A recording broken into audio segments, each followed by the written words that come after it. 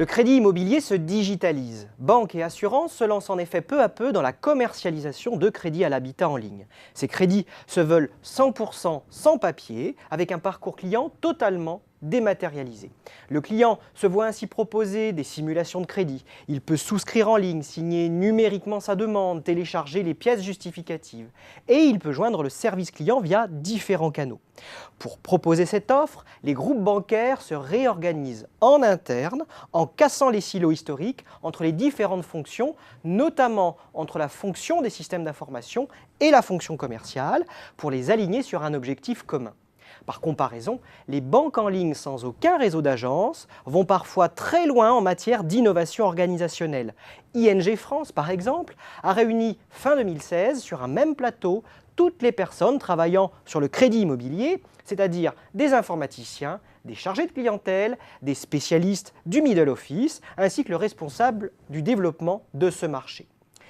Qu'est-ce qui pousse les acteurs historiques du crédit à l'habitat à se lancer dans l'aventure du crédit immobilier en ligne?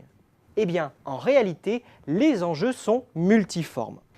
D'abord, le crédit immobilier, qu'il soit réalisé en agence ou en ligne, est le produit d'appel des banques. Il est donc au centre des stratégies de conquête de l'ensemble des acteurs. Il s'agit ensuite de suivre les nouveaux usages des consommateurs. L'enjeu est de capter la clientèle qui cherche une relation à distance. Alors certes, le taux de pénétration des acteurs sans agence dépassait à peine 8% en 2016. Mais son potentiel semble important à l'aune des innovations actuelles des fameuses start-up de la finance, les fintech, source d'enrichissement futur des offres. En investissant dans des outils en ligne plus performants, les banques cherchent à être plus réactives face à la concurrence et être les premières à faire une proposition commerciale. D'autant qu'avec les taux bas, les délais pour l'obtention d'un rendez-vous avec un conseiller se sont sensiblement allongés. Le crédit immobilier en ligne apparaît aussi comme une étape supplémentaire des plans de transformation numérique des acteurs traditionnels. Désormais, la plupart entendent distribuer des crédits immobiliers via leur site web ou leur appli mobile. C'est déjà le cas pour Société Générale via sa filiale Boursorama Banque depuis 2010. D'autres s'y positionnent comme Crédit Mutuel Arkea, Crédit Agricole ou HSBC France. En outre, pour ces établissements, le crédit immobilier en ligne est au centre des stratégies cross-canal, permettant par exemple aux particuliers d'initier la souscription en ligne et de finaliser le dossier en agence.